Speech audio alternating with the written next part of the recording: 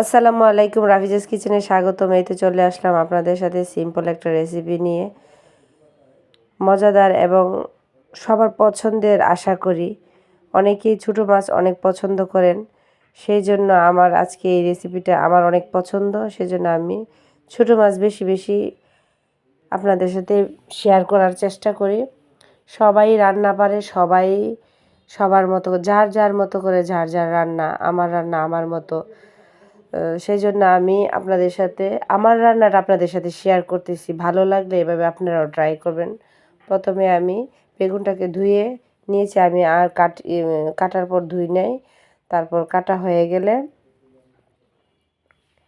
আমি বেগুনটা একটা বাটিতে রেখে দিলাম। তারপর 1 চামচ মরিচ, আমি একটু ঝাল খেতে পছন্দ করি, সেই জন্য আমি একটু ঝাল দিয়েছি। 1/2 চামচ হলুদ, 1/2 চামচ ধনিয়া, স্বাদ মতো লবণ, পরিমাণ মতো তেল। আমি 2 চামচের মতো তেল দিয়ে দিলাম। দিয়ে আমি বেগুনটাকে ভালো করে মশলার সাথে মাখিয়ে নেব। এক্সট্রা মশলা দেওয়ার প্রয়োজন নাই, যেহেতু শীতকালীন সিজনে কিন্তু ধনেপাতা কাঁচামরিচ দিলেই ছোটো মাছের ফ্লেভার অনেক ভালো আসে। এই তো আমি মলা মাছ কেটে পরিষ্কার করে ধুয়ে নিয়েছি এবং মলা মাছের মাথাটা আমি কেটে নিয়েছিলাম, সেজন্য খাওয়ার টেস্ট বেড়ে যায়।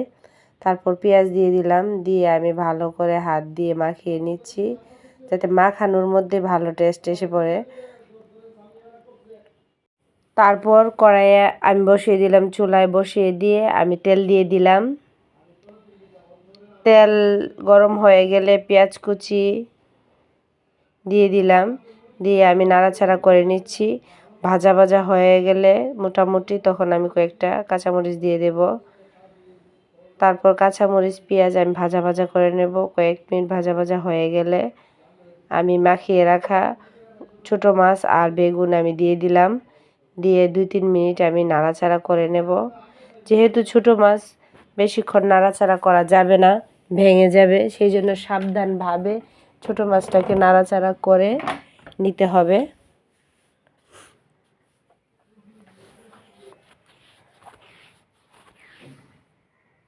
ছোটো মাছ অনেকেরই পছন্দ, দেখা যায় কি অনেকেই আছে বড় মাছ রেখে ছোটো মাছ খেতে চায়। সেম আমার অবস্থা এরকমই।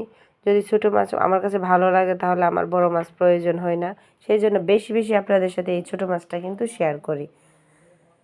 তারপর আমি অল্প পরিমাণে পানি দিয়ে দিলাম, দিয়ে আমি নাড়াচাড়া করে নিচ্ছি।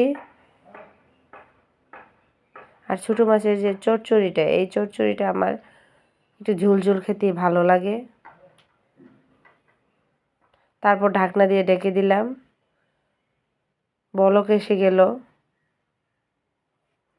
যেহেতু এই বেগুনটা খুব তাড়াতাড়ি সিদ্ধ হয়ে যায়, অন্য সব বেগুনের মতো না, আর বেগুন মানেই তাড়াতাড়ি সিদ্ধ হয়ে যদি ভালো হয়। তারপর কয়েকটা কাঁচামরিচ দিয়ে দিলাম।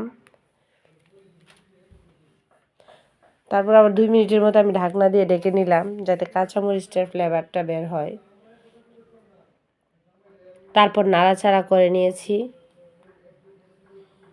যতটুকু সম্ভব ছোটো মাছটাকে কম নাড়াচাড়া করে ঝাল করে নিতে হবে। তারপর ধনেপাতা দিয়ে দেব। এই সিজনে ধনেপাতা হলে অন্য কিছু আর প্রয়োজন হয় না, কাঁচামরিচ ধনেপাতা ফ্লেভার এত ভালো আসে। তারপর নাড়াচাড়া করে নিচ্ছি ধনেপাতাটা দিয়ে।